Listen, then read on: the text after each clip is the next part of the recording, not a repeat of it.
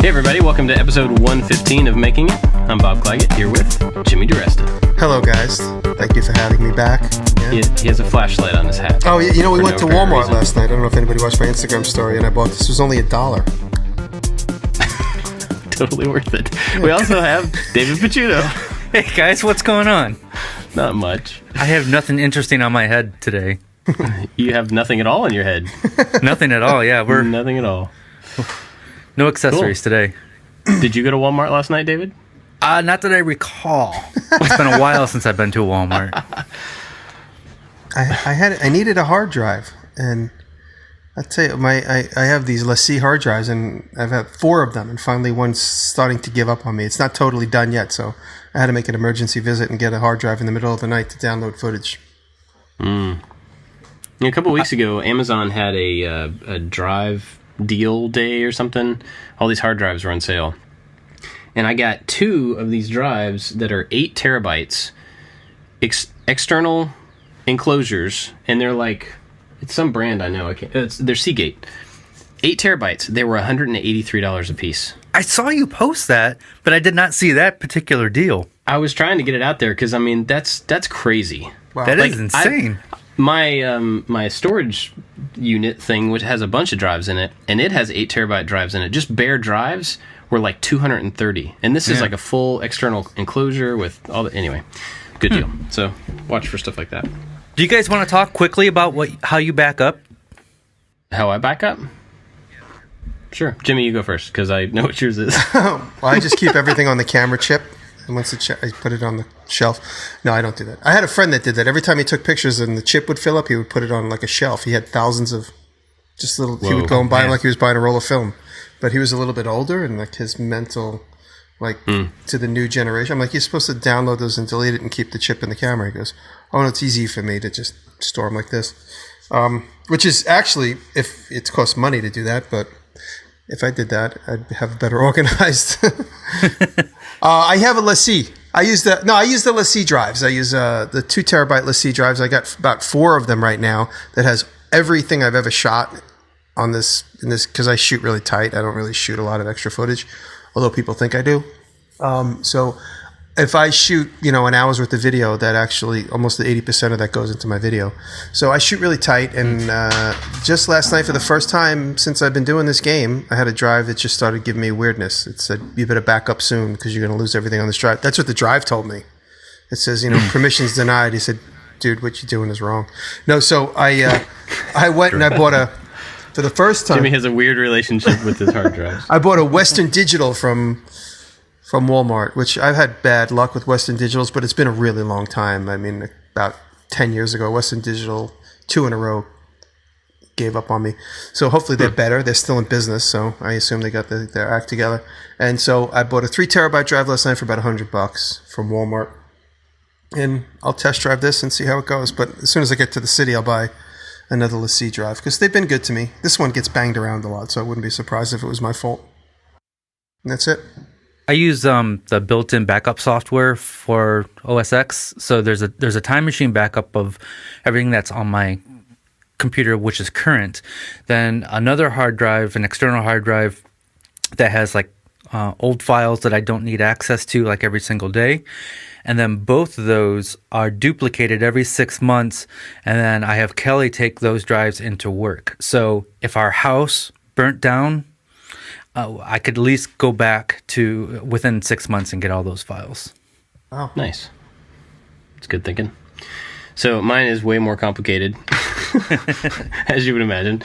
I mean, it's not actually. I just have a lot of storage because I know, like David, you don't keep your video files when you're done with the video, right? Correct. I keep the last few months of videos, and then after that, I delete old video files. Gotcha.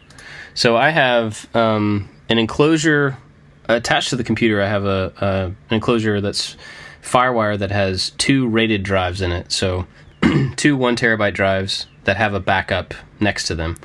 So they're mirrored. So if one of those failed, the files would still be there.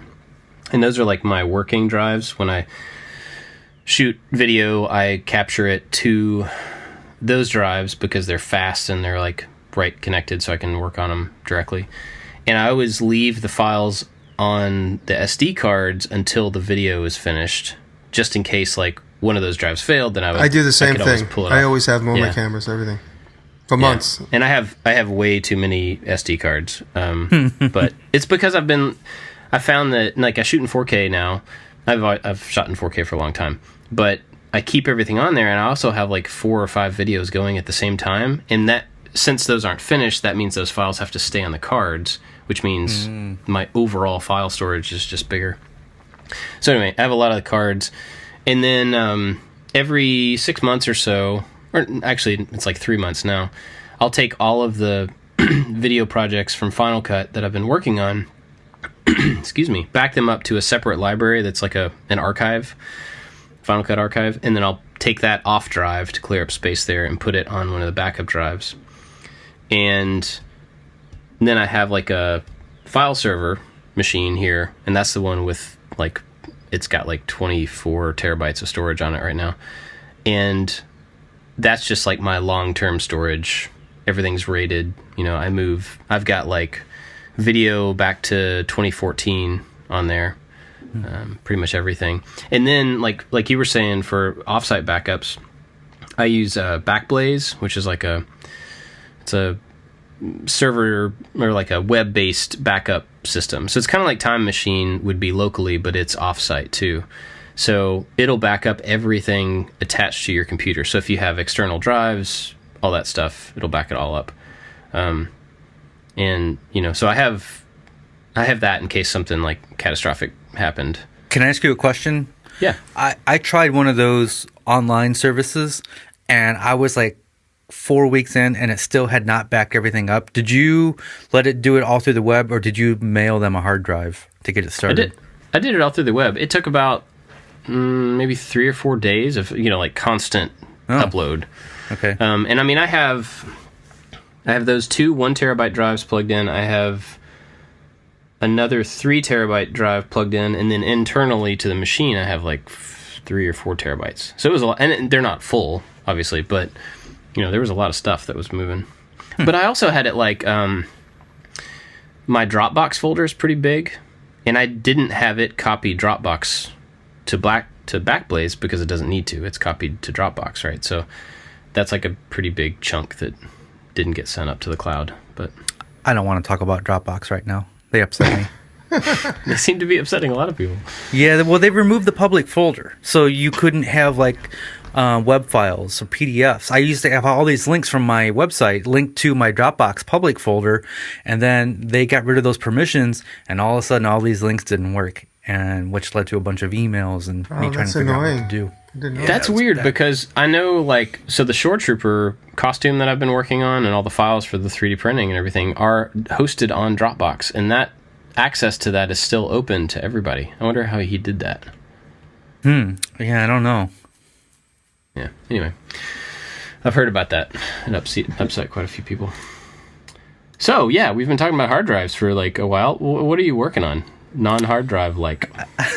Well, I just put out I'll just call it a music video, where for the video I made a set of drumsticks, and then I took old footage of the guitar I made and the synth that I modified, and I wrote a song but pretty much on the spot just for this video. And it was one of those things like, I don't have a video this week, I'm out of time, I want to do something that I can do, I think, within a few hours. And then I worked like almost for 24 hours straight on this stupid video because I kept making it bigger in my head, like, oh, this is what I want to do now. And then it just kept snowballing, and it turned into a bigger thing than what I had originally planned. But I'm really happy with it. It's one of my favorite videos to date, and it was really fun to make. It was really awesome. Thank you. I liked it a lot. Cool. And then tomorrow, Eric is coming over, and we're going to film a fancy picture frame, or at least I think it's going to be a fancier picture frame for this art piece that I made a couple weeks ago. And the art piece will be a separate video that's going to come out a week and a half or so later, but I'm going to do the frame video first. So that's what I'm working on over here. Sweet. What am I working on? Let me think. I was just talking to you guys before we got started. I'm having a little bit of a hard time getting out of my own way because I'm moving and I'm finding myself upstate half the week and in the city half the week. And when I'm there, I'm not maximizing my time. And so it's this. I'm in a lull, which I find myself in from time to time, as far as videos go. As I said, if I put out another vlog video before I post another make video, I'm probably going to get murdered by my fans. But I have a video in the shoot with Lincoln that hopefully I could release. It's that bandsaw thing, which you might have seen pictures of. I made like a 3-way bandsaw stand. And I'm in the process of making my blacksmith, kind of, I guess you can call it a sword. It's kind of an exercise of blacksmithing. And I'm going to start my Rockler video today. And so I'm slowly getting things started. And I spoke with Max, a.k.a. Philip, Max Maker, on YouTube. And he and I are working together on a fusion project. So I'm going to be able to make these little pocket knives that we designed together. And that's all going to be cut on the Tormach. And so that's a tremendous learning curve for me, but I'm jumping into it. And what else is there? Yeah, just organizing. Willie and I spent the whole day at the warehouse yesterday, which I just found out I'll be able to put some electric in there and work in there. So that's basically, it looks like it's shaping up to be my next shop. Yesterday I posted a picture on Instagram where I replaced this door. This place, I find all the abandoned things in the whole world. The gas station and this place were both abandoned. It wasn't necessarily abandoned. The place kind of had some kind of like legal wrangling red tape on it, and it's all been lifted in the last few years. That's why now this whole complex of warehouses has just become available for renting. It's right down the road from my house, and I've driven by it. It just was basically completely out of service. There was no signs, nothing. And recently I noticed it coming up, and a friend of a friend said, why don't you go over there and ask them? They're renting. And that's how I got this place. And the guy he opened the door and showed me the warehouse, and I said, I'll take it. I was literally like, the minute he opened the door, I said, I'll take it. That was my decision-making process. And Nice. So now Willie and I, we've replaced the back door yesterday with a door I found in the city. And we Did you find it on a door and take it off? No. Actually, the way it's so funny. I found it on a building. The back door to this place was completely rotted. You could see it in my Instagram picture. And since I've been there, somebody peeled up the bottom of the door and climbed inside. They didn't take anything. They must have just looked around and said, this guy just collects junk. I don't know why we just risk getting tetanus climbing through this door. And they left, thankfully. That's why I wasn't people like, dude, it's going to be security problems. I'm like, when are they going to come in and steal my old junk? It's junk. And if you're going to try and steal a machine, you need a truck. So I wasn't worried. But we drove all around all the local lumber yards trying to find a door that would work, and nobody had one available. And everyone's like, we could order one. But I was like, you know what? I'm not going to order a $200 door. I'll find one in the street. And then 2 days later, Willie called me and said, our friend Henry, who runs a building nearby, has like 10 of them in his basement because it was the stairwell door for the building. And they replaced them for some reason, some fire code reason. And so he's got 10 of them. And I took one of them, the one that says the 5th floor on it. And so it's going to be the door to my shop is going to say the 5th floor entrance on it. That's awesome. Yeah. It'll have an identity. Would you say that the store was found in the streets of New York? It would have been. It was found in the basement of just off the street. No, Henry always puts stuff in this like little storage area. It's just a cage off the street. It's a big brand new building. It's like 10-year-old building, and so it's like it took over like 4 lots, and so this building makes a decision, and one day there'll be like 25 stoves on the street. They change the stoves in every apartment. It's like the weirdest. They seem to be like very inefficient, this building, and for some reason they changed all the doors in one of the stairwells, and that's how I got that door. But yeah, it's just chasing my tail, and if people can please be patient with me. It's kind of the lull before the storm. I've got a few things brewing behind the scenes. His mustache is also getting curly for those who Yeah, can't see look it. at that. I'm playing with my mustache. I'm curling it He's up. twisting his mustache. Yeah, Somebody you guys send who Jimmy don't- some wax. So you guys who don't get to watch us record miss all the fun stuff. I can't still sit still. What we get to see. You guys, it's funny. You guys got to constantly remind me, like you're my dad in the front seat of the car. Stop tapping Yeah. every time. Picciuto, you're like, Jimmy, stop rustling, please. We do want to apologize for the audio issues that we had last week. That's And It was all this Jimmy's week. fault. It was all my Jimmy's fault, yeah. All my fault. We're amateur hour. What can I say? So this week we're going to try extra hard to have it sound somewhat decent. Yeah. That's Dave telling me not to touch stuff when it's not my turn to talk. That was his passive aggressive hint. Just like my dad. Well, Sorry. let's see. I For have me, nothing but love. Of course. For me, this week, it's funny being a couple of weeks ahead because, it's awesome, but it's weird thinking about like the video that's coming out this week is stuff I did 3 weeks ago. So it's a little absent from my brain. But so I made a fume extractor, and it's one of those things that I said I might do a long time, like, I don't know, a year and a half ago or something, and never really got around to it. And finally the other day I had an idea for making it kind of cool. And so it's a little fume removal thing for when you're soldering, because there's a lot of solder fumes that come out. And so it's a little, it's like 4 PC fans kind of blocked into a little frame with a filter on the backside of it to grab the stuff.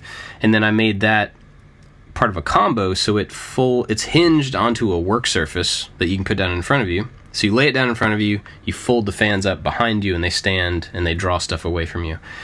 And then on the sides, there are little third hand flexible arm things. So for when you're soldering and you need to hold 2 things together, you have these little robot arms that you can bend over and hold stuff in place. It turned out really cool. I'm happy with it. I think it's something that people could use if they're doing electronics without having like dedicated workspace for it, because you can fold the whole thing up, use the arms to hold it together, and just like take it away. Oh, nice. Does it work pretty good? Yeah, it works really well. 4 fans is way overkill. Like 1 would be fine. So 4 fans just completely draws everything away. But yeah, that's awesome. PC fans are so cheap, and like it didn't make sense to just get 1 because it would have been small. And with 4, it's like maybe a 6x6, fan section. So anyway, yeah. And then also, so let's see what else I got going on this week. I got one of the Space Navigator things, Jimmy, that you mentioned a few weeks ago. The 3D mouse. Oh yeah. It's awesome. Oh yeah, for like going through Fusion. You mean doing this in Fusion? Yeah. Yeah, it's a great tool. Yeah, doing this. He's 3Ding his hand at the camera. So it's how often do you lose it? Like you pull it, all of a sudden the thing is gone. It goes into space. Yeah, you have to be really ginger with it, and if you like happen to go too far, and just everything disappears, which is kind of weird. But yeah, I was amazed. I have some plans for some stuff I want to model that's going to be a little more complicated than stuff I've done in the past, and so I was like, well, maybe I'll try that thing out. And as soon as I got it hooked up and totally understood why it would be useful and make things faster. So it's pretty awesome. It's, for anybody that doesn't know what I'm talking about, it's a 3D mouse. So it's like this little it's like a puck that sits on your desk, and the little knob on top of it you can pull up and down. You can move it forward and back and left and right, so you have 6 axes there. And so basically when you're in a 3D modeling software, SketchUp or Fusion or whatever, you're controlling the camera with that. So you still have your regular mouse for controlling tools and stuff, but you can easily spin around and rotate and move in and out, zoom in and out with your left hand. I thought it worked as your mouse. I mean, I think you can do that, but it's not as useful. There's no button. Well, actually, there are 2 buttons on it, but it's not typical button style for what you would use a mouse for. But yeah, so basically you have a mouse in both hands. One of them is for camera, the other's for tools. Yeah. And it just cuts down like the round trip time of like going into orbit or drag, moving your model around and then going back, So pretty awesome. But and I think if you only work in 3D stuff every once in a while, it's probably not worth the cost, because I mean it's not cheap, but I can see, even as little as I model, I can see it being worth my time to learn how to use it and have it there, because it'll just cut down the modeling time. So, yeah. Let's see. What else? Oh, this weekend, if anybody's at Star Wars Celebration this weekend, which was like right while this show's coming out, I'll be there on Saturday, walking around. We're taking the kids down to Florida, taking the whole family, go to Star Wars Celebration and let them like look at costumes and stuff. And we're going to go to Disney for a day, take a little vacation. But if you're around there and you see me, come say hi. But my kids will be with me, so be cool. Nice. No tackling. Yeah. Don't freak them out. But yeah, it's going to be awesome. I'm really looking forward to that. And Bill and Britt from Punished Props are going to be there, so hopefully I'll get to catch up with them and some of my other friends. So that'll be cool. Yeah. Yeah.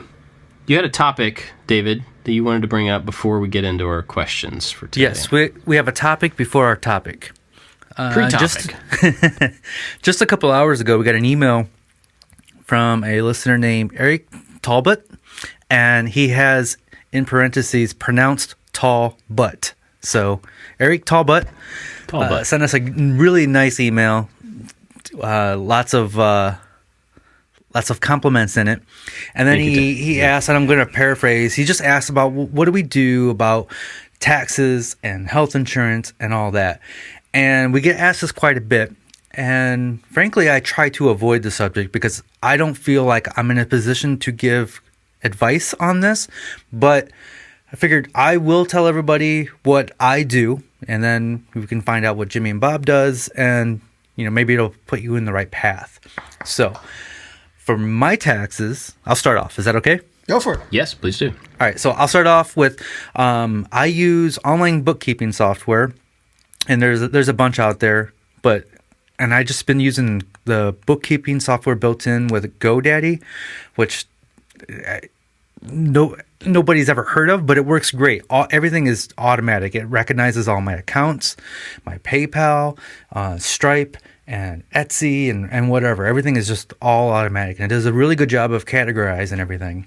And then when it comes time for tax season, I output all the forms that it gives me. I do go through and I kind of make sure all my transactions are categorized correctly as expenses. That's huge. Yeah. And so make sure all the expenses are in order. Every once in a while, I'll accidentally use my business card for a personal expense, and I go in there and I fix that. And then I output all the forms that it gives me and then give them to my CPA. And he does all the taxes for me once a year. He figures out my quarterlies, what I should pay every quarter. And it's as simple as that. It's not that expensive. I forget, maybe $200 or $300 a year I pay this guy. Whatever it is, it's totally worth it because it's pretty hands off for me. And then health insurance. My wife works for a hospital, so we have health insurance through her. We did look into buying health insurance, and it was crazy expensive as an individual. And then I also have a lawyer that will certain contracts for advertisements and things like that are worded where I just don't understand, and I'll send it to him, and he charges me for an hour of just looking over it and then telling me if it's legit or not. So that's all those things all that money that's spent on that stuff is well worth it because I'm pretty hands off on that stuff. Jimmy, what do you do? What are taxes? Let me guess. Exactly. Let me guess. Jimmy has a plastic bag full of receipts, and he goes to some guy named Joey and just gives him the bag. His name is Mike. And writes a check once a year. Is that right? That's about right. Mike handles all my stuff. Mike has been my accountant for nearly 17, 18 years. And Mike used to work for a really fancy company. I can't remember the name. They handle all like they're not the ones that screwed up the Oscar this year, but he used to work for one of those companies. Like one of the names you hear all the time. Goldman Sachs? No, I can't remember. It'll come to me. Price Waterhouse, I think. That's a big deal name, right? Sounds fancy. I think he worked. Sounds fancy. Anyway, Mike's been on his own for about 15 years and 20 years, and he's an accountant to kind of the creatives. He works for the likes of me, people that have weird incomes, and he works for strippers and some sports stars, and so he handles a lot of like unusual incomes. And he's been my guy, and I give him numbers. I don't actually give him a bag of receipts because I think that's rude. I actually give him, I'll collect a bag of receipts every year, and then me and Taylor will go through them. In the past, I used to do it alone. I just take a yellow legal pad and go through each receipt where category it goes in, and I just write the number, and then I'd say, okay, that envelope has all my gas expenses, et cetera, et cetera. And but this year, finally, I've gotten up to speed, and one of the girls in his office, Grace, is handling everything for me. She's got me hooked up to QuickBooks. My account now everything's hooked up. So every time they're basically handling everything for me, which makes my life easier. It makes their life easier because I'm not just handing them like a couple of numbers. They can actually see and separate stuff. And in fact, the other day I sat with Grace, and she went through every one of my handwritten checks, and she goes, "What does this say?" I said, "Oh, that? I'm not sure what that says." "Oh, I think I know it. Oh, you know what that says? Mid-Hudson Cable. Okay. What does this say?" I think that says AT&T. Yeah, no, that's AT&T. So now I learned to make my handwriting better, because I still write checks. People think I'm insane because I like the ritual of opening up a checkbook and scribbling out checks, and that's because there was for many years in my life I literally lived right down to the wire. So I had to always make sure that if I was down to like $1,000 in my account, I wasn't going to go delinquent on any other checks. And everybody said, "Oh, just go to AutoPay. But then if Auto draws the drawer and you don't have the money there. But like I said, it's sort of a ritual for me. It's kind of a relaxing moment in time to write out 25 checks every month. I usually do. That sounds horrible. I actually don't mind it. 25 individual chunks of money I'm just going to give away. How is that? And then the way I actually do my bills, if anybody cares, is I do my bills on the 15th and then at the end of the month. So come around the 15th, I do whatever bills are in house then. And then 2 weeks later, I do whatever bills are around then. And I pay everything off. And I can't remember, my credit rating is over 800. So I'm pretty good with my credit rating. I'm proud of my credit rating. Anytime I walk into a store, they literally dive on me. They're like, "What do you want to buy?" If I walk into buy like when I bought my quad, I walked in to buy my quad, like my Ranger, the Polaris. They were basically whatever it takes for you to leave with one of these, you could have it. And so when I bought my car, the same thing. I recently bought a new Jeep. I mean, I go in and out. I buy things. I'm in and out for 5 minutes. I hate shopping. So wait, you bought a Jeep? I bought a Jeep a couple months ago. Yeah, I bought a Jeep. How did I not know about this? Oh, I probably didn't. I just actually, you know why? And this is kind of it's sad. We bought the Jeep the day we were scheduled to pick it up the day that Lucky died. So that Lucky's passing superseded everything about the Jeep. Tell's "Oh, we got a new car," and it doesn't even matter because we lost the little guy. But I bought a Wrangler Sport just to have up here because now me and Taylor have been splitting our time so much. So we got a Wrangler 4-door Wrangler Sport. We love it. It was really good in the snow a couple weeks ago. My truck is not good in the snow, but it's 4-wheel drive. But that little Jeep in the snow, we were driving through 2.5 feet of snow, no problem. It was crazy that we were able to make it. But yeah, that's it. I just, I'm old school. And I actually still write everything with pen and ink. I dip my pen into a quill. I have a blotter on my desk. I keep one of those big 5-column books. It's this thick. I have one of those 5-column books. You put on your top hat. This is my check writing top hat. I put on cuffs. I put on sleeves so the ink doesn't get on my dress shirt. Nice. Yeah, my next vehicle is going to be a Jeep. It's not going to be a Wrangler. It's going to be a Grand Cherokee, but they're made right here in Toledo, Ohio. Oh yeah. But we're waiting until all the house stuff is figured out and we move before I actually do that. I do want to talk about credit score. And when I first started dating Kelly, I had a terrible credit score. My Kia, the car that I have now, I couldn't even get on my own. I had to have Kelly co-sign for it. But over the past 6 years, I've been doing really hard. I paid off all my bills. I got my credit score up to it's up to 772 now, which is mind blowing. I'm an adult. Nice. At 41 years old. I'm finally an adult, and it just feels so good. It's nice. Awesome. So, I think Bob mentioned before, if you're going to start, if you're going to go down the self-employment road, take care of all your finances. It really helps things out. I think it's huge to get rid of all your debt because it's just a burden that you don't have to worry about. It's not impossible to do it with debt, but it's just harder because you have more things that you're responsible for. Yeah. No, my debt is very manageable now, so I got it to a place where it's almost everything's almost nearly paid off, and so I'm at a point now where I'm feeling really comfortable. So yeah. So one of the weird things about being debt free, and I mean, I say debt free, disregarding my mortgage. That's the only debt we have. Of course. But so being debt free can have a negative effect on your credit score, which is kind of weird because that's all about your debt to income ratio, and if either side of that is 0, then you have kind of a problem. So that's just a point I want to point out to anybody that's thinking about paying off your debt. We ended up last year getting a credit card with $500 limit, and I told the bank, do not raise that limit no matter what. Because they always, they want to raise it. Oh, you paid it off. Here's another $2,500 in credit. You don't want that. So what we do is every, 3 or 4 months, we'll go buy groceries with it or something. Stuff that we have the cash for. We'll put it on that card. We'll wait over 30 days, and then we'll pay the card off 100%. So you let it cycle through one thing, and then that shows the credit company that you actually are, taking advantage of the credit, and then you're able to pay it off, and that kind of helps keep your score. And there's probably other details about that other people may know, but can I give another tip? Sure. Is over the past few years, I've been using a tool called Quizzle, and it does cost, it's like $9 a month, but I use that to monitor my credit score every month, and then it kind of gives you hints on what you should do to help with that score, and it shows your like the ratio that you were referring to, Bob, and what you can do to help that.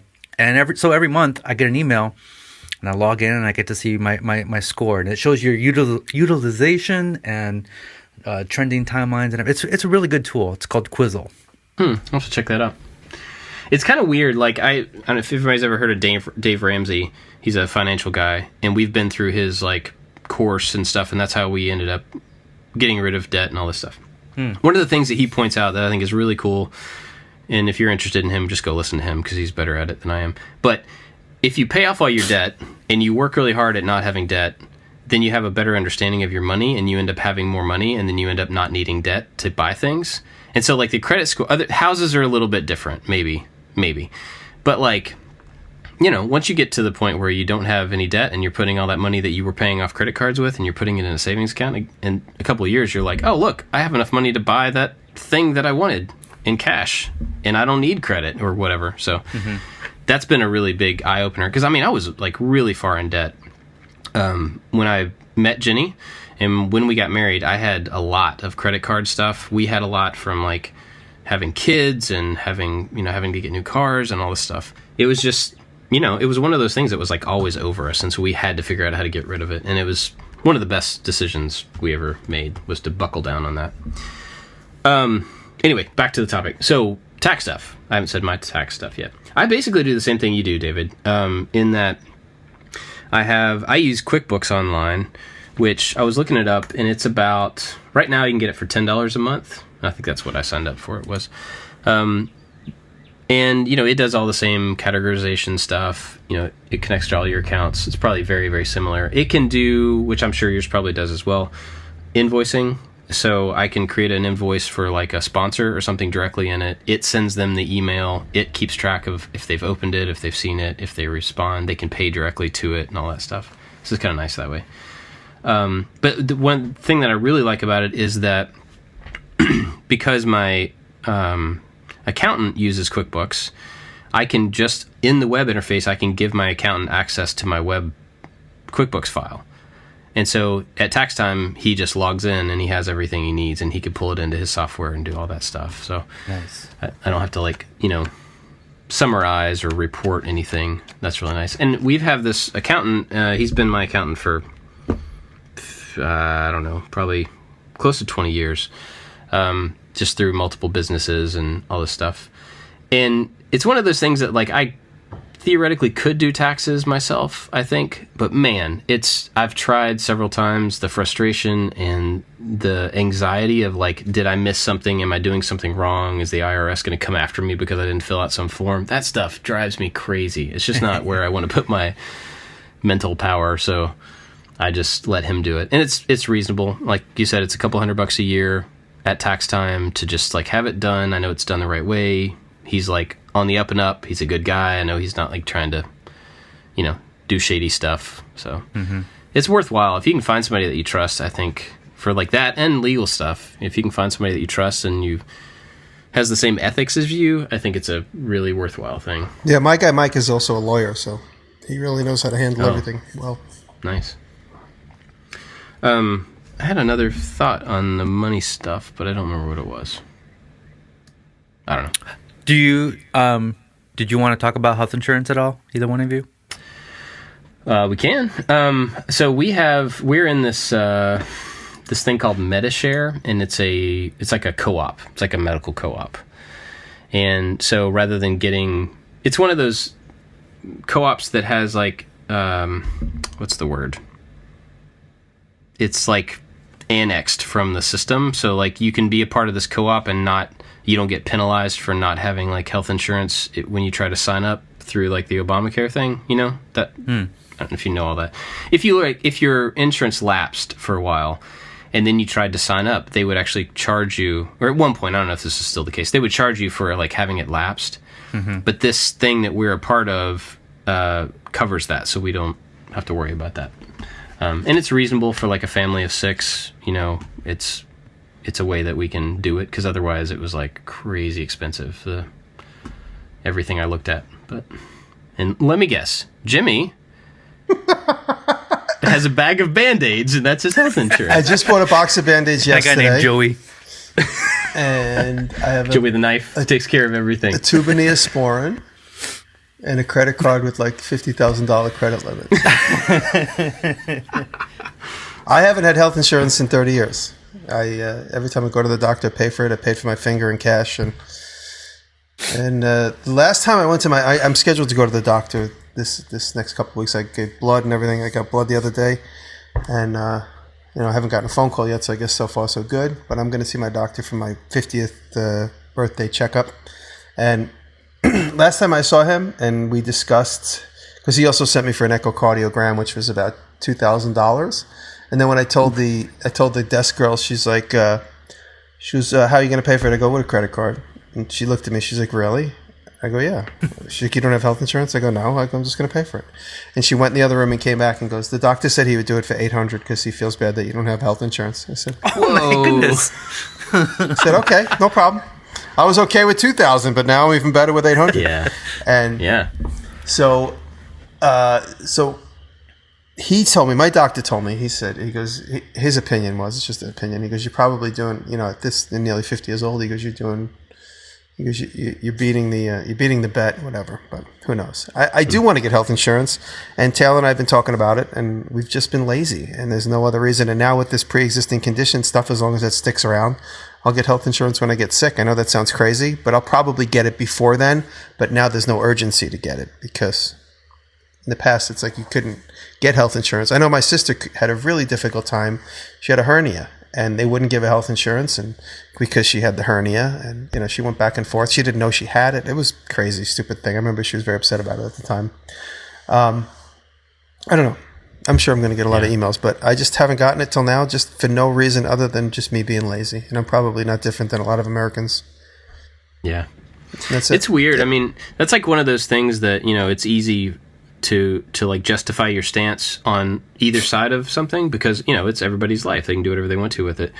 And I think that's fine. I've seen enough people, like my mom had breast cancer, and to see the amount of cost, and she survived, thank God. But to see the amount of cost and the amount of like stuff that had to go into her treatment, just made me like, oh my goodness, there's no way I'm not. I mean, even if it's for the sake of my kids, like I'm not gonna not have health insurance, because there are so many unknowns and it's so expensive. Well, I'll tell you sick. an interesting thing. I'm kind of down on health insurance. I mean, I wish we had a one-payer system. That's a whole political conversation. But my stepmother started getting stomach pains. This is 8 years ago. And she had a really severe stomach pain. And I was like, why don't you go to the doctor? She's like, well, I can't go to the emergency room because it's going to cost me too much money and my health insurance doesn't cover it. I'm waiting to find out. And she was all wrapped up in the red tape of health insurance while her intestinal cancer was taking over her whole body. I said, just go to the doctor. Just go to the emergency room. Who cares what the bill is? You'll deal with that later. You just go bankrupt. And she's like, oh, no. She was all like, again, another typical American, fearful of insurance, fearful of paying the bills, fearful of this and that and the other thing. She waited weeks to go to the hospital, and she died of stomach and ovarian cancer, which completely took over her body while she was busy waiting for the insurance company. I said, just go to the emergency room and deal with it there. They're not going to kick you out because you don't have the proper just deal with it and say you're going to pay for it on a credit card. They're not going to ask for the credit card right there and then. They're going to bill you later. So that's, like I said, I'm just, I have a lot of opinions about this whole situation, and, and again, we don't get political, but, we can easily go that way, but it's just sad that, we keep spending more and more money on things that we don't need. And this is the one thing, but it's because these insurance companies are so ingrained in, in the lobby and everything. You don't need insurance to be healthy. Everyone's always going to get cancer. Everyone's always going to get broken leg. Everyone's always going to get to need glasses. So it's like people say, like, it's like buying it's like buying flat tire insurance. You know it's going to happen no matter what. So, and you could look at the statistics of the whole entire population of the United States and say, okay, last year there was 75 billion cases of this, 20,000 cases of that, 100 cases of this, 6,000 broken arms, 10,000 gunshots. And you could literally categorize that and put a budget together from the national government, and the budget would be a fraction of what just happened in, you know, the Middle East in the last 15 years. And everybody could get everything they need. But it seems too simple because the insurance companies are right in between us and the government, because the insurance companies are there to stay. Yeah. And they're trying to convince you that we need them. And again, like I said, I have a lot of opinions about this, and on a different show we can get more involved. But that's really the reason I don't have health insurance, is because I feel like I'm being bamboozled. Yeah. Fair enough. But again, if I had a family and I was in the same situation as you, Bob, I would absolutely need it, and I would certainly get it. My brother feels the same way as me. He's got 2 kids. He's like, I have to get health insurance. I can't not have it. But you know, I'm a little bit more of a free spirit because of my situation, but I'm also being stupid, and I realize that. Well, I mean, it's a balance. It's just like safety in the shop, right? Take it back to something that everybody has, you know, dealing with.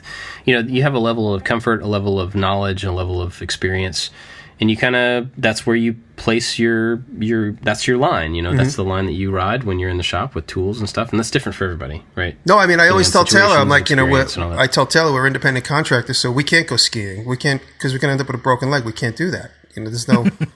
So you want to go snowboarding, you're going to end up with a compound fractured leg. It's going to cost $20,000, and you're going to be out of work. So it's going to cost you money from being out of work, and it's going to cost you money to get it fixed.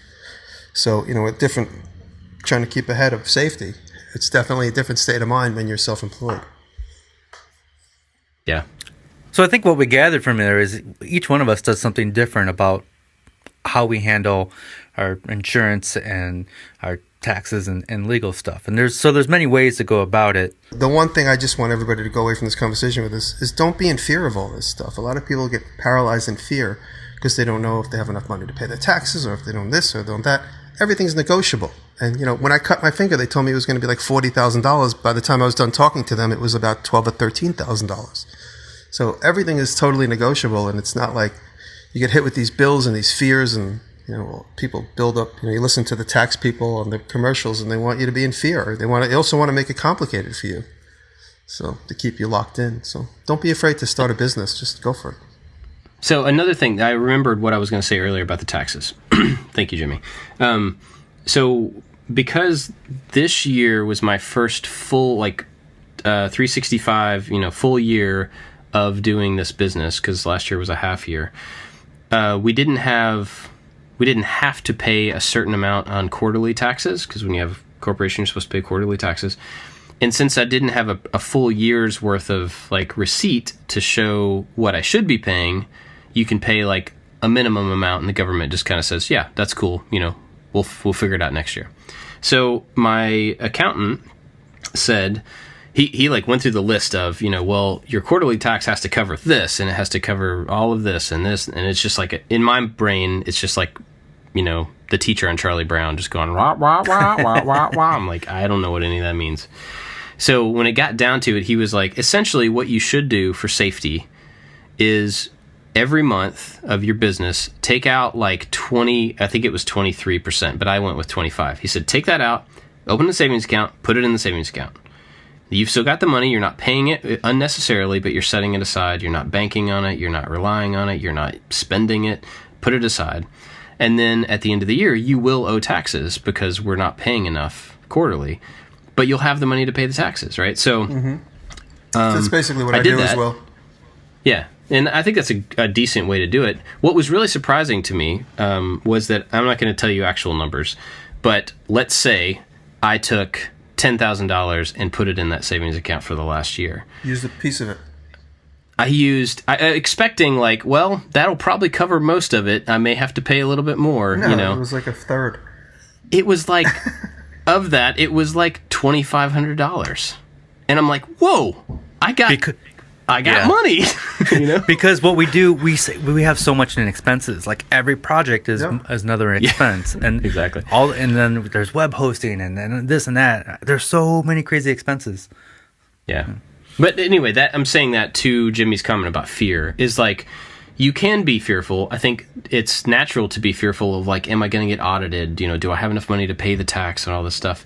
But that's also partly about preparation. If you set it aside and don't bank on it, you'll have it when you need it, and then you'll also probably have some extra. I mean, I was kind of blown away at how much money I actually have left over. That's now just investment in the company. Right now, it's like, if I want to go get a new camera, I can get it and not worry about it coming out of like this year's monthly stuff. So, anyway, anything else on taxes? Don't be afraid. That's it. Don't be afraid. Cool. Well, the actual topic, we were going to ask each other questions. And we're at like 46 minutes, so let's stick with one question. Yeah, we can do a quick round. Yeah. So, I have a question for both of you. I'll go first, All right. and then you guys can... Actually, I have two for David that I really want to ask him. Go for it. Be quick. Okay. So, David, favorite song of all time, or album. You can say album if that's easier. But not just what, I want to know why. Like, from a musician standpoint, why? Favorite album of all time is probably Nirvana's In Utero. And so when that came out in the fall of '93, I was a huge Nirvana fan, and I just played that cassette over and over and over again. And then in the spring of '94, was in April, is when Kurt Cobain killed himself, and I had that cassette in my car stereo at the time that I learned that. And at this time I'm 18 years old, and it really affected me because I was learning to play guitar.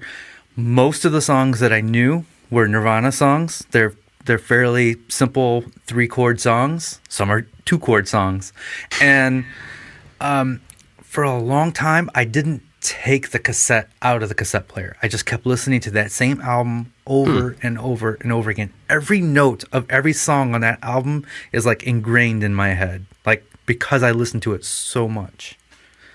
That is why. That album had such a huge impact on me.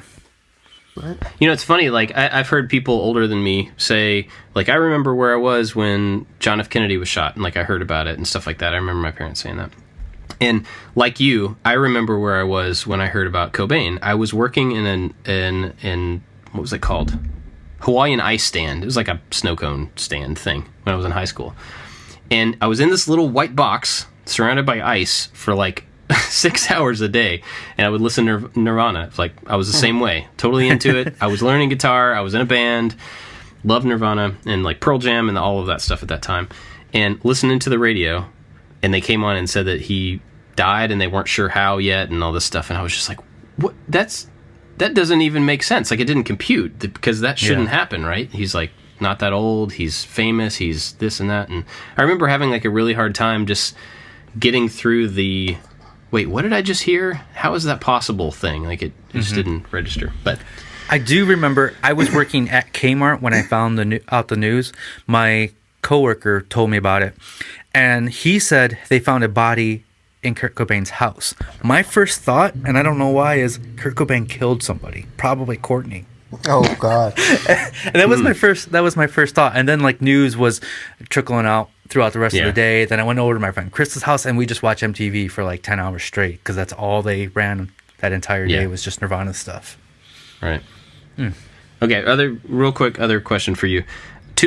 Name two books, like picture books, that type of thing, that are visually inspirational for you. Stuff you would like other people to see.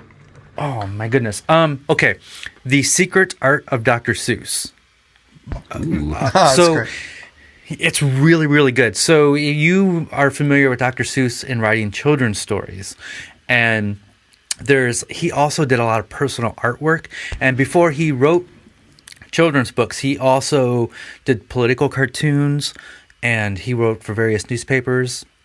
and stuff. But he made sculptures. He did paintings on window screens, all kinds of weird, like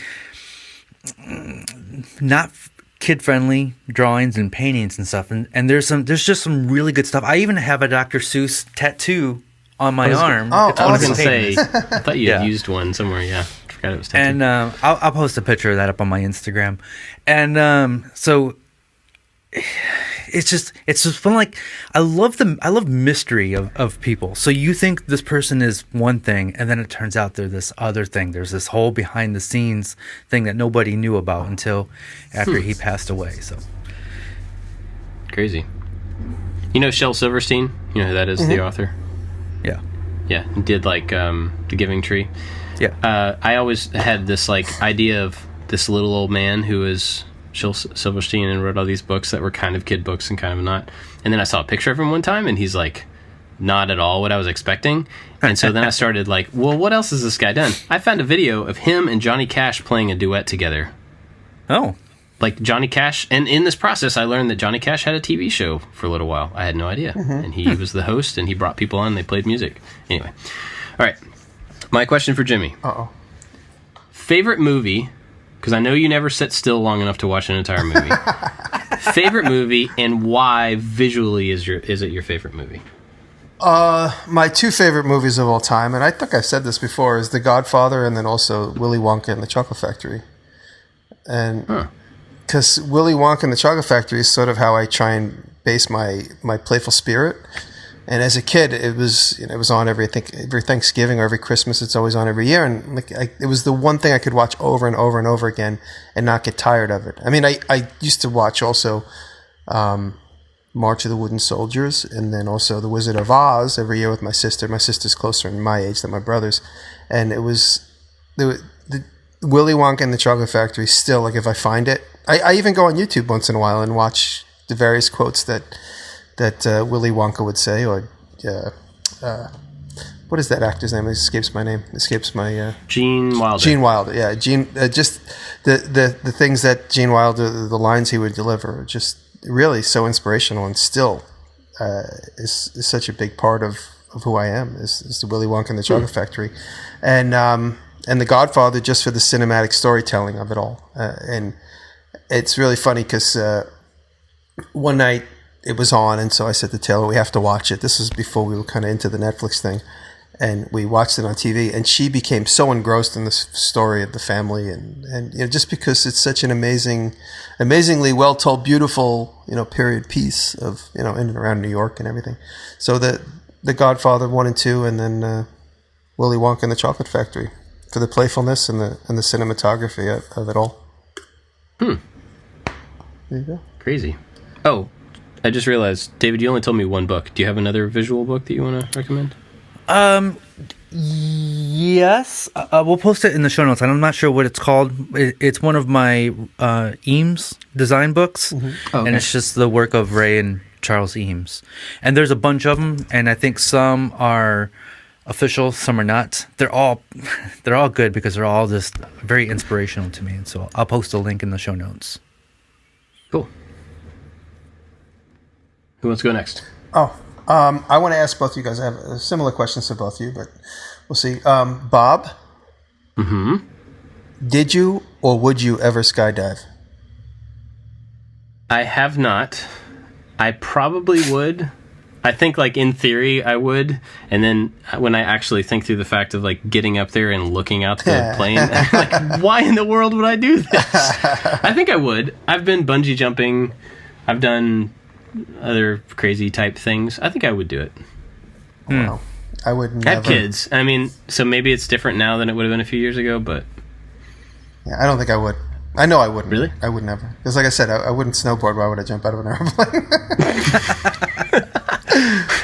Well, if you jump out of an airplane and it doesn't work, you don't really have to worry about the bills. Yeah, I guess so. It's a good thing to watch. This might change everyone's opinion. Near-death experiences caught on GoPros. That's another fun thing I've been watching. I'm going to pass on that. Yeah, It's no actually interest fun. in that at all.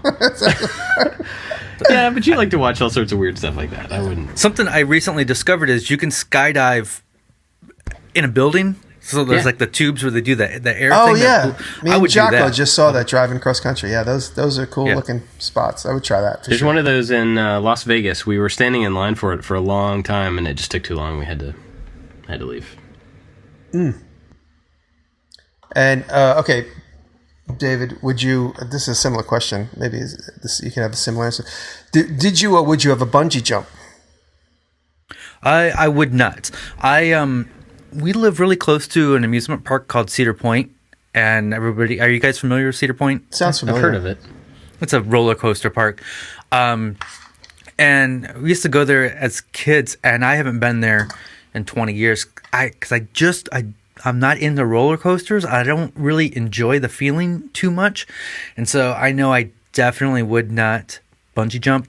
Although my wife, who also doesn't like roller coasters, she wants me to go ziplining this summer. So I'm going to do that. So that's going to be the nice. closest thing I do to bungee jumping. Sweet. Wow. I grew up in Kentucky, right? And we were looking recently at like fun things to do in Kentucky when we visit and stuff.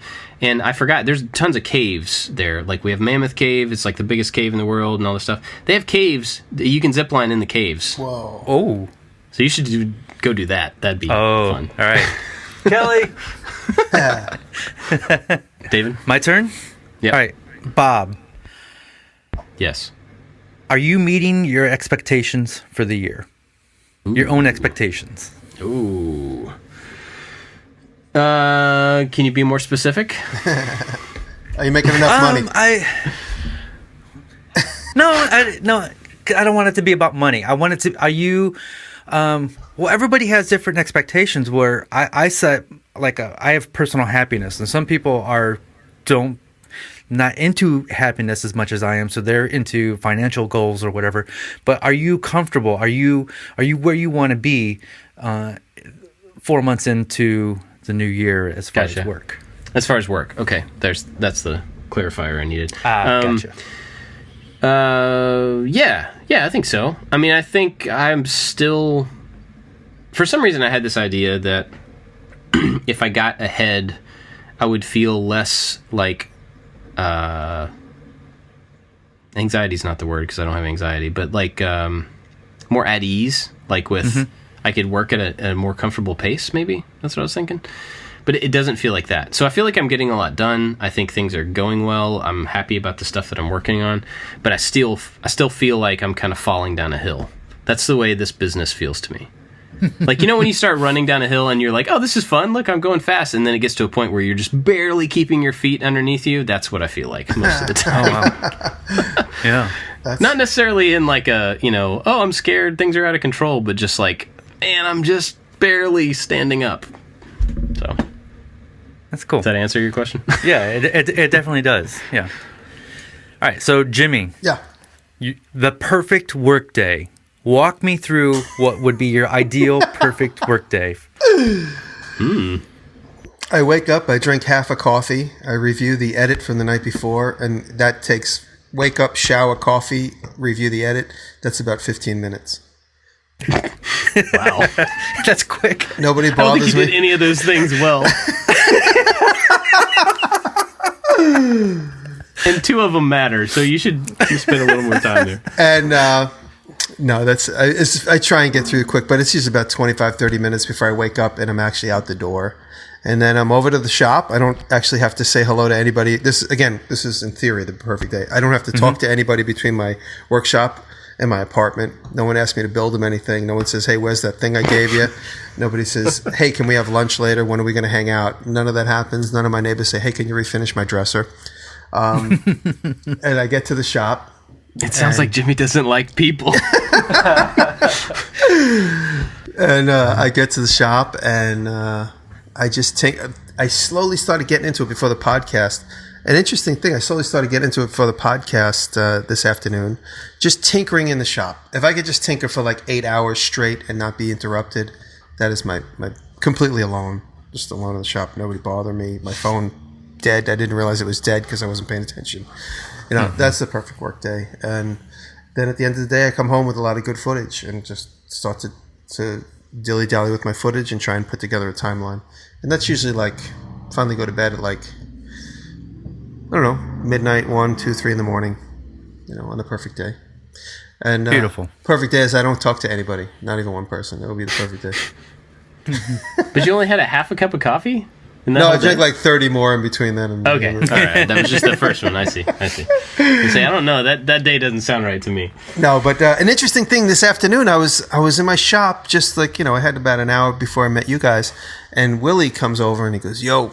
I go, what's up? Because I got some stuff in the shop and he can't see me. He goes, oh, you in here? I go, yeah, I'm in here. He goes, you got a visitor. And I come out and it's this little old man. And I'm like, oh, was he a fan? How does he know where I live? And turns out he's the guy that was born. He was born in my house. What? He was born in this house. He brought me up to the room. He goes, me and my sisters were born in this room. It was amazing. He hasn't been here since 1961. His name is George. And he had relatives that lived across the street, and just recently his brother-in-law, well, within the last 6 months, his elderly brother-in-law passed away, and I guess he hasn't been around. It's the first time he's been around. He said it this way: it's the first time I've been around where I saw people in the yard. So he came over and introduced himself, and I showed him all around the house, and he's like, I don't remember this. This is new. This is something. And things that are new are like built 35 years ago to him, because he hasn't. He says he hasn't been in this house since 1961. And he told me an interesting story about how the water used to come to the house. It was and he said the name of it, this metal churning pump. And last summer, me and Willie found it in the dirt, buried. We unearthed this metal, giant cast iron, like water pump. And I brought him over to the weeds, and I'm like, is this? He goes, oh my God, that's the thing. Because I remember being scared of it as a little kid. It was always clanking and churning. So it was interesting. We walked around. Awesome. You've made somebody's day. He was so sweet, yeah. And I invited him back. I said, you got to Taylor. I told Taylor she's jealous she didn't get a chance to meet him.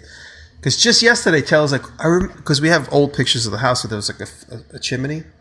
And she's like, I wonder where the fireplace was. It doesn't seem to be a place where there could be a fireplace in here. And I asked him, he goes, I don't ever remember a fireplace being here. And he was born here in 1939. So, wow. So those pictures predate his family, which is interesting. So, this is unrelated, but it made me think of it. So, you know how the last couple of weeks we've joked about being related, David? Yeah. So, the other day, Bill Duran from Punish Props, I saw him, it was his birthday, and I saw on Facebook his mom posted, like, happy birthday, son, something, something, right? And so I look at the post, and I had one of those weird moments where, like, it shows, like, you have mutual friends with somebody, and I see two mutual friends with me and Bill's mom. And I'm like, that's weird. Like, oh, it must be Bill and his wife. So I clicked on it, and I see this name. I'm like, oh, weird. That's the same name as somebody I know in Florida. And then I, like, clicked away from it, and then somehow it came back up to my attention. And I was like, wait a second. Her last name is Duran. Wait a second. Okay, this is crazy. So Bill Duran lives in Seattle, grew up in New York, right? We've met through the internet. We're good friends now. My wife grew up in Florida. One of her good friends and families that she was like a part of, this girl named Lee, they were at the same age, like Jenny dated her brother and all this different stuff. This girl Lee, married Bill's cousin. Get out of here. No. Wow. Isn't that weird? Like, two totally unrelated, opposite corner of the country people are like first cousins. That's insane. And I happened to stumble across it. Anyway, the world is small. I have a similar story you just reminded me of. I could say it quick. Go for it. Somebody I've known for 25 years from the toy business, and I don't want to say everyone's name because I don't want to get everybody involved, but he writes to me one day and he says, do you know this so-and-so Diresta? I said, yes, she's my cousin. And he goes, I have something interesting and I can't tell you right away. So a couple of weeks had to go by. I never knew that this cousin of mine was adopted. And my friend's wife, her college roommate, gave birth to a woman 35, 40 years ago and gave that child up for adoption. And that child is my cousin. And I never knew she was adopted because she looks like her siblings. I never knew that. And so this all came about and they all got reunited. And it turns out, like, when he found it, he was so excited when he found out that his wife's college roommate got in touch with her adopted child, her birth child, and that name was Diresta. She was so excited. He's like, we know someone named Diresta. And so turns out, what a small world 30 years later. So I don't know if anybody could follow that story, but it was very exciting to all of us. My buddy Ben, he was so excited to find out. I've known Ben just through the business, and turns out he's got a connection to one of my cousins. Weird way. That's crazy. Yeah, it is a small world for sure. I know we're running long, but I had one more question that I kind of want to ask Jimmy. Oh, God. Okay. Of all the, and not machines, I'm not talking about like full power tools or anything like that. What's your favorite mechanism? Like piece of a machine. What's your favorite like mechanical thing that you like to see how it moves, or like, you know what I mean? Yeah. I know that you pick things apart when you see them, and you see how they work, and you like the movement of stuff. And well, it's the reason I'll explain. You got me thinking about something. It's the concentric, the way a piston works, the concentric, because that's been the solution to so many toy mechanisms, where you have a pulley or a wheel with an off-center pivot, and then you hook to it. And the reason I bring it up is because just the other day I committed to buying a power hammer, which is a 4,000-pound piece of steel. I'm going to do a whole video about it, but I didn't. It's not in my possession yet, but I committed to buying it. And but when I went and looked at it, I met a couple of the most interesting guys that I met in recent time. And we were looking at he's got a bunch of power hammers, and they all work on the same basic premise. Most of them is just a concentric motor, and that's how the car runs, and that's how a saw, a hacksaw works. There's so many mechanisms that work on that. That's how a tattoo gun works. You just basically have most tattoo guns. A prison tattoo gun will work that way, not a modern tattoo gun. Just the idea of a wheel and just an off-centered pin in that wheel, and that moves a rod, and that rod creates an action. So that is like the most universal mechanism that I've personally experienced in my toy design world, and just experiencing how everything works. It's just an off-centered motor. If you start looking at old steam engines, there's always like this thing that just does this, and something else happens at the other end of that rod. Everything. Nice. So, good answer. Thank you. Yeah. Cool. Got any other questions? Anybody? That's it. I'm trying to find a good thing to suggest for YouTube. Okay. You got something you want to suggest, David? Well, yes, I do. But before I do that, I just want to point out something real quick. I think it was last week's episode where I said I don't have a project yet this week. I'm going to do something last second. And Jimmy's like, those are usually ones that come out the best. Yeah. And that's the music video, which happens to be my favorite video I've made so far. And so It is funny, those last second things can be so satisfying. So anyways, my pick this week is something I've already mentioned. I wasn't going to pick this, but since I mentioned it before, and that is going to be the book, The Secret Art of Dr. Seuss. Mm-hmm. Sweet. I'm looking forward to checking that out. We read a lot of Dr. Seuss here at the house, so I'm familiar with that side of it, so I'm really curious what the other side would be. There might be some things if you get this book, there might be some things in there you don't want the kids to see. Oh, yeah. I wouldn't show them, but yeah. Cool. Well, Jimmy, if you're still finding yours, I'll go with mine. Go for it. I got some. Okay, so been listening to audiobooks more lately. Been trying to get back into books and less podcast. Because I actually found that a lot of the podcasts I listened to, I would get through them and just be like, huh, what? Yeah. Yep.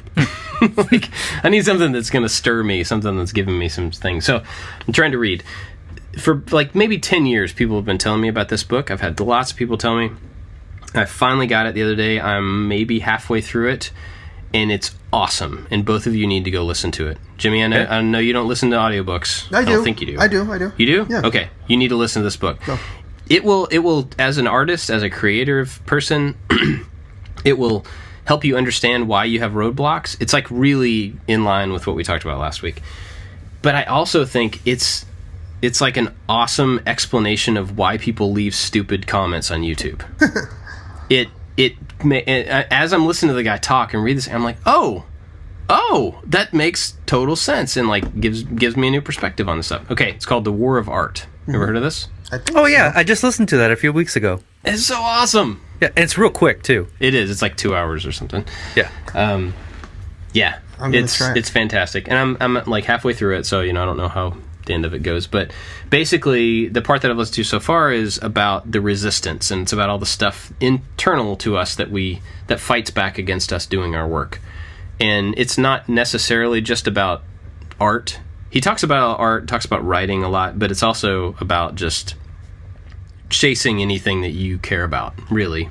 I mean, I think it's, he mentions entrepreneurship and helping people and whatever it is that you want to do, but you don't think is like a reasonable use of your time, or you're scared of it, or you don't want to put in the work, or whatever. There's a bunch of different parts to it. But especially if you're trying to create something new, no matter what it is, hobby or otherwise, go listen to this book. It's good. Definitely not something I would listen to with the kids, but it's good. Agreed.